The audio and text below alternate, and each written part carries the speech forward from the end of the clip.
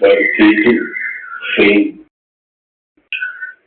For Jesus, fame is useless.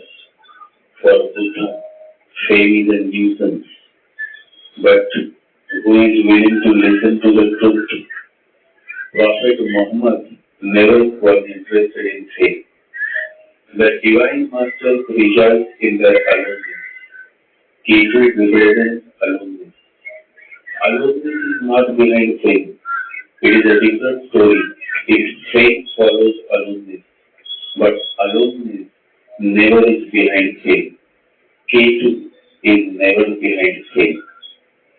Only a man who can rejoice in aloneness can understand love. The first lesson of love is to learn how to be alone. Remember this. Only a man who finds his bliss in aloneness can understand life. Ketu understands life. A yogi understands life. Through yogic practice, one can understand life. The divine master, the real yogi, does love. But that love is detached. And because it is detached, it has a certain fragrance, a certain justification. Ketu represents detachment. Attachment is the strongest block to realization. It is need for new purpose. Attachment becomes the main hurdle to your self-realization. The divine masters find their bliss when there is absolute no greed, no quest for money. Ketu represents absolute disinterest in money or sex or fame. Ketu is simply happy to be like a healer. A refined Ketu, that is a refined yogi, continues with his journey from one place to the other, from one village to the other. He moves, but he moves in his own place, in his own peace. The place, the territory that Buddha moved around came to be known as Bihar. It is an outcome of two words, Buddha and Vihar. Vihar means going around.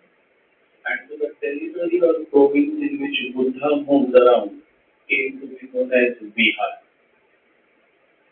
All that Buddha talked about is India.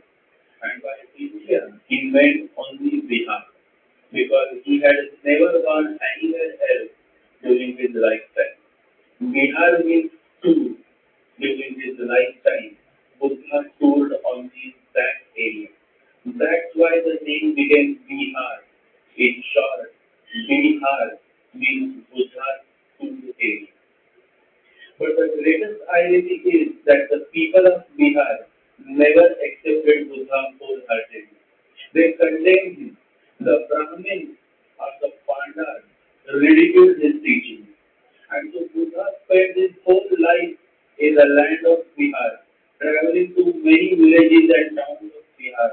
For 40 years, he walked around, shared such a wealth of wisdom, so much of love, so much of affection.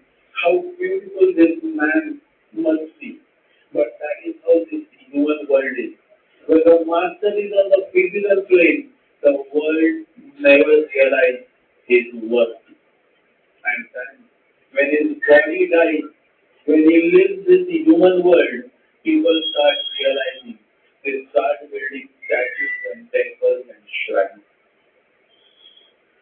It is the greatest irony of this human world that the state that contained the Buddha was later named